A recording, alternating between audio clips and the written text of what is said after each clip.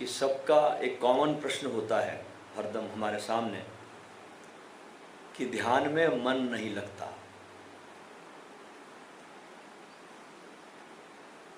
इसकी वजह से हम परेशान रहते हैं और इसका कारण क्या है, ये हर आदमी का प्रश्न है। और बड़े मज़े की बात है कि ध्यान सबको चाहिए, मुक्ति सबको चाहिए। क्यों चाहिए? कि सभी लोग बेचैन रहते हैं, तड़प सभी को है, लेकिन ध्यान व मुक्ति के जो तरीके हम चुन लेते हैं वे तरीके गड़बड़ होते हैं। उन तरीकों में भी दो तरह की गड़बड़ होती है। आपको दोनों बताता हूं क्या गड़बड़ हो जाती है। एक तो भूल ये होती है कि हम सोचने लगते हैं कि दुनिया में कुछ हासिल करके, कुछ पा करके, कुछ कमा करके, कुछ बन करके हम शांत हो जाएंगे, हमको मुक्ति मिल जाएगी। एक तो ये भूल होती है। अब इस भूल से जब आदमी उबरता है, उसको समझ में आती बात कि जहां वो प्रयास कर रहा है वहां पर वो मिलेगा ही नहीं। इस भूल को सुधार करके वो उबरता है तो सोचता है कि दुनिया में चीजें कमा करके चैन नहीं मिला तो अध्यात्म की शरण में जाओ। तो अध्यात्म में आकर वो दूसरी भूल कर बैठता है। अध्यात्म में वो ये भूल कर बैठता है कि वो ध्यान इत्यादि की कोई भी सार्वजनिक पद्धति को उठा लेता है। पहली भूल क्या हुई? जहां से कुछ नहीं मिल सकता वहां श्रम किया। दूसरी भूल क्या की कि अध्यात्म में आना है तो कोई भी सार्वजनिक पद्धति चल रही है उसको उठा लेता है बिना सोचे विचारे, और सोचता है कि इससे मुझे भी लाभ हो जाएगा। ये गलती हो जाती है। अच्छा, फिर इधर आने के बाद आदमी अपने को बड़ा विशेष समझने लगता है, बड़ा पृथक, बड़ा विशेष हो, भले ही ना विशेष हो, लेकिन अहंकार तो रहता ही ना कि मैं अब संसार भी देख लिया, मैं अध्यात्म की तरफ चल पड़ा हूं। तो अहंकार सरल सहज ध्यान विधियों को स्वीकार नहीं करता, तो उसको आपको एक अलग पृथक और विशिष्ट विधि देनी पड़ती है, स्पेशल। कोई नो माइंड, कोई मिस्टिक रोज, कोई पुराने जन्मों में जाना, कोई बार दो, ये सब अहंकारियों के लिए विधि खोजी गई है। लोग कहते हैं ध्यान में मन नहीं लगता। मैं तो कहता हूं जिस ध्यान में मन नहीं लगे वो ध्यान है ही नहीं। पहली बात को समझो। जिस ध्यान में मन न लगे वो ध्यान है ही नहीं। ध्यान का अर्थ ही होता है कि मन के संस्कारों और उसकी जो संरचना है आपके मन की, उसके अनुरूप उसे एक ध्येय दिया जाए, एक एम दिया जाए हमारे मन को। जो उसके मन के संस्कार है उसके अनुसार उसको एक ध्येय दिया जाए। ध्यान का तो सीधा सा अर्थ ही यही होता है कि मन को एक ऐसा एम दिया जाए, एक ऐसा ध्येय दिया जाए कि उस ध्येय के प्यार में मन पागल हो जाए। बात समझ में आ रही है आपके? ऐसा ध्येय दिया जाए उसको कि मन उस ध्येय के प्यार में पागल हो जाए। जब तुमको ध्येय से ही प्रेम नहीं है तो ध्यान कैसे लगेगा? तुमको अपने एम से प्रेम ही नहीं है, तुमको ध्येय, जो तुमको पाना है, जो तुम्हारा ध्येय है, तुमको उससे प्रेम नहीं है तो ध्यान नहीं लगेगा। फिर क्या करोगे तुम? अपने भीतर एक आंतरिक लड़ाई को लड़ोगे। कोशिश भी करोगे लगेगा नहीं, कोशिश भी करोगे लगेगा नहीं, कोशिश भी करोगे लगेगा नहीं। एक आंतरिक लड़ाई शुरू हो जाती है। मन कहीं और भाग रहा है आपका, और तुम उसको खींच खींच के जो सार्वजनिक पद्धति तुमने ले ली है, तथाकथित ध्यान, उसकी तरफ तुम पकड़ पकड़ के ला रहे हो। एक शिष्य था, अपने गुरु के पास पहुंचा, कहा गुरु जी साधना में मन नहीं लगता, ध्यान में मन नहीं लगता, अंदर की इच्छा तो है लेकिन मन लगता नहीं, क्या करें? तो गुरु कहता कल आना, मैं तुमको बताऊंगा इसका इलाज क्या है। अगले दिन शिष्य गया, तो गुरु कहता देख वो सामने ना कुछ छोटे छोटे कुत्ते के पिल्ले घूम रहे हैं, उन दो को तू पकड़ के ले आ और तू उसको अपने पास कुछ दिन रख। अब शिष्य बड़ा हैरान हुआ कि मैं तो आया था कि ध्यान में मन लगता नहीं, साधना में मन लगता नहीं, और गुरुजी बोल रहे कुत्ते को पाल, पिल्लों को, इससे क्या लेना देना ध्यान के संबंधों का। लेकिन गुरु ने आज्ञा दी है तो कुछ बात होगी। तो कुत्ते के पिल्ले ले आया वो। अब वो पिल्ले ले तो आया, लेकिन वो पिल्ले बार बार उसके पास से भाग जाए, उसके पास टिके नहीं। जैसे ध्यान नहीं टिकता तुम्हारे पास ना, तुम पकड़ते हो बार बार भाग जाता है, पकड़ते हो बार बार भाग जाता है। तो कहा गुरुजी तो भाग जाते हैं। बोले तुझे रखना नहीं आता इसको, थोड़ा उसको दूध रोटी खिला। तो शुरू किया, दूध रोटी क्या खिलाना शुरू किया। अब कुत्ते उसको पिल्ले छोड़ के नहीं जा रहे उसको। तो एक दिन गुरु बोलता है कि अब पिल्लों को भगा दो। अब वो भगा रहा लेकिन जाते नहीं। तो गुरु कहता ऐसा ही है, तुमको अपने ध्येय को प्रेम करना होगा, तब तुमको ध्यान का पता चलेगा। अच्छा, आमतौर पर मन भटकता नहीं, लेकिन ध्यान के क्षणों में ज़्यादा भटकता है। ऐसे तुम्हारा मन भटकता नहीं, लेकिन जरा तुम आंख बंद करके बैठो और फिर देखो उसकी भटकन कितना भटकता है। लोग सोचते से मन की गलती है। लोग कहते मन बड़ा नालायक है, बड़ा चंचल है, ध्यान में बैठना नहीं चाहता, इधर उधर भागता है।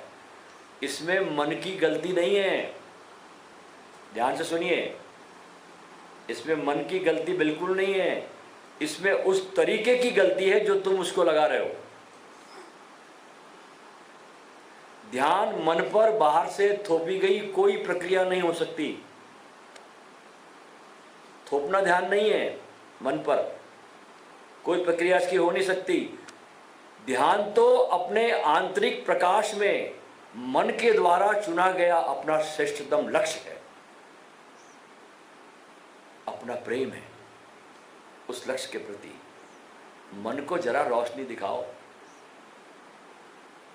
मन को जरा, तुम कहाँ होना चाहते हो, कहाँ जाना चाहते हो, तुम क्या बनना चाहते हो, मन को उसके सपने दिखाओ, उसकी रोशनी दिखाओ।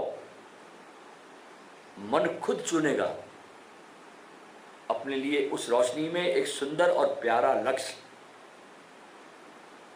अब उसने खुद चुना है ना, मन ने, तुमने थोपा नहीं, जबरदस्ती नहीं की, तुमने उसको प्यारा ध्येय दिखाया उस प्रकाश में, मन ने उसको चुना।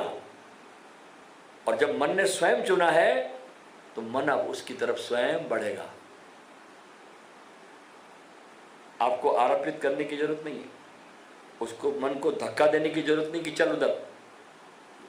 अब तुम शिकायत नहीं करोगे कि मन चंचल है, बार बार उठकर भागता फिरता है।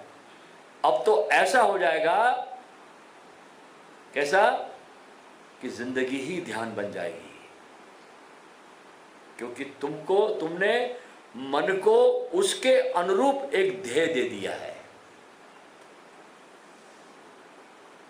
अब ध्यान तुम्हारा सार्थक हो जाएगा, जबरदस्ती नहीं करनी पड़ेगी।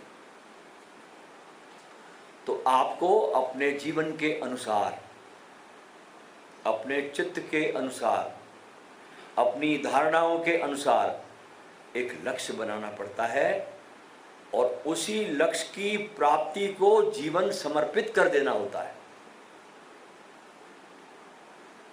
उसका नाम है ध्यान। क्या बोला मैंने आपको? बहुत सुंदर बात बताई मैंने आपको कि अपने आप जीवन के अनुसार, अपने चित्त के अनुसार, अपनी धारणाओं के अनुसार एक लक्ष्य बनाना पड़ता है। और उसी लक्ष्य को की प्राप्ति को पूरा जीवन समर्पित कर देना पड़ता है। इसका नाम है ध्यान। अब जैसे कोई आदमी जेल में बंद है, कोई कैदी है, उसके लिए क्या ध्यान होगा? वो बैठ के कुंडली तो ध्यान नहीं करेगा जेल में बैठ करके, कि करेगा कि डायनेमिक करेगा? उसके लिए क्या ध्यान होगा कि जल्दी से जल्दी अपनी रिहाई को ध्येय बना ले, कि कैसे यहां से छूटूं। उसको ध्यान बनाएगा आदमी रिहाई को लेकर के। जो कुछ भी संभव हो सकता है उसकी रिहाई के लिए, वो दिन भर उसी में काम करता चले। यह है ध्यान। अगर ध्यान के वक्त भी विचार चल रहे हैं, अगर आप ध्यान कर रहे हैं, ध्यान के समय भी आपके अंदर विचार चल रहे हैं, तो उसका सीधा सा मतलब है कि आपने अपना ध्येय दुनिया की किसी चीज को बना लिया है। आपका जो ध्येय है ध्यान नहीं है, आपने अपना ध्येय किसी दुनिया की चीज को बना लिया है, तभी तो विचार चलते हैं। ध्यान का सीधा सा अर्थ है कि किसी ऐसे को ध्येय बनाना जो मन से बाहर का है, जिसका न तो चिंतन हो सकता है, जिसका ना तो मनन हो सकता है, जिसका ना तो कथन हो सकता है, जिसका ना तो श्रवण हो सकता है, उसको ध्येय बनाया तो ध्यान है। बहुत ऊंची बात बता रहा मैं आपको, समझने की जरूरत है इस बातों को आपको। और अगर आपने संसार के अंदर ही किसी वस्तु को, किसी व्यक्ति को, किसी विचार को अगर आपने ध्येय बना लिया, तो उसको कह देते हैं एकाग्रता या धारणा। मैं कुछ ऐसा मांग रहा हूं जो दुनिया के अंदर का है। हम ऐसा मांगते हैं जो दुनिया के अंदर का है। दुनिया के भीतर मांगते मांगते मांगते मनुष्य एक दिन उगता जाता है, बोर हो जाता है। कहता दुनिया में इतनी चीजें थी, सब मांग ली। जो चीजें अब तक नहीं मांगी है वो भी करीब करीब पुरानी चीजें जैसी होगी, उसका कोई अर्थ नहीं मांगने का। तो आज तक जितनी चीजें दुनिया से मांगी उससे मुझे संतुष्टि नहीं मिली, तो बाकी चीजों से अब उसको आशा नहीं बची। अब उसको ऐसा कुछ चाहिए जो इस संसार का ना हो, कुछ पार का हो। तो यहां का जो भी कुछ है वो तुम्हारी पीड़ा को बढ़ा के चला जाता है, कम नहीं करता। जब ये बात तुम्हारे समझ में आती है कि यहां का कुछ भी ऐसा नहीं है जो पीड़ा को कम करता हो, तब ध्यान की घटना घटती है। ध्यान का अर्थ है वो मांगना जो संसार का हिस्सा नहीं है, तो यहां का नहीं है, तो यहां का है उसको नहीं मांगना। एक तरीके से ध्यान का अर्थ हुआ उसको मांगना जो पार का है, बियॉन्ड, यानी परमात्मा को मांगने जैसा है, संसार से आगे का है, उसके बियॉन्ड का है। उसको अलग में ढंग से कहूं तो ध्यान का अर्थ है कि किसी ऐसी चीज को ध्येय न बनाना जो यहां संसार की हो।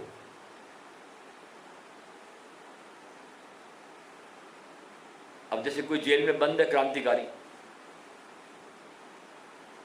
उससे तुम कहो कि तुम सलाखों के अंदर बंद पड़े रहो और आसन लगाओ, रोज 1 घंटा योगासन करो, प्राणायाम करो, 1 घंटे शाम ध्यान करो, तो उसके लिए ध्यान व्यर्थ है,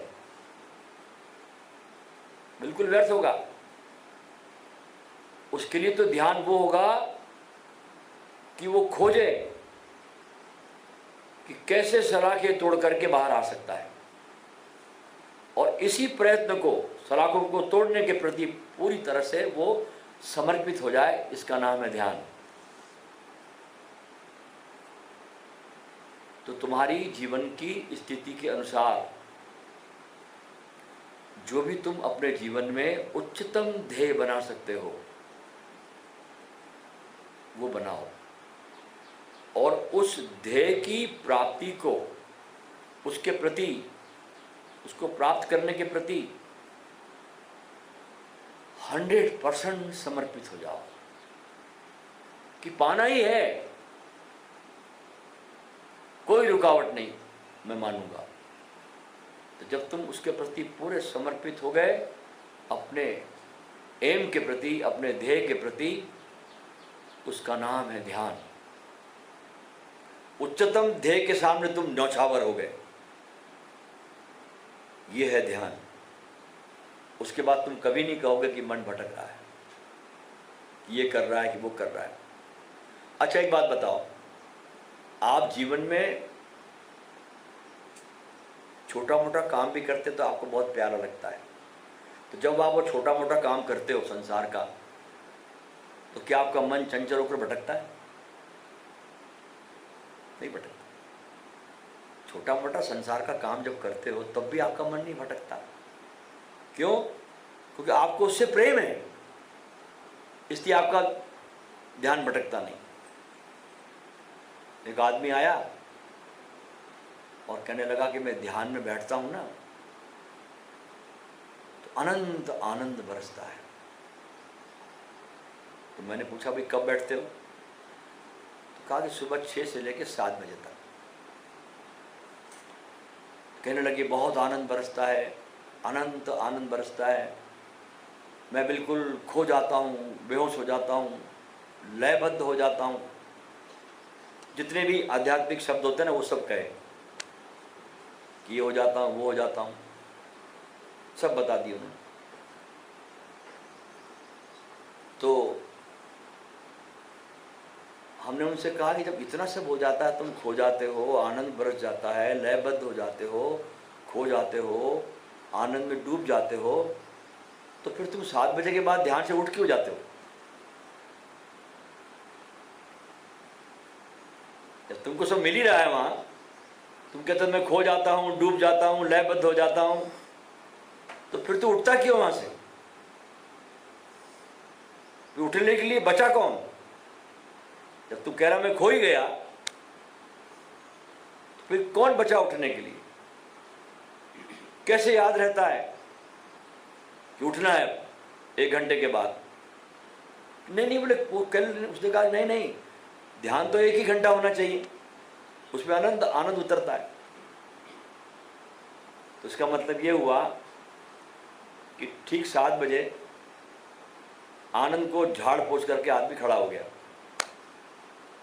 1 घंटा जो मिला उसको झाड़ा पोंछा और खड़ा हो गया कि बहुत हो गया आनंद, बहुत हो गया परमानंद, बहुत हो गए भगवान, बहुत हो गए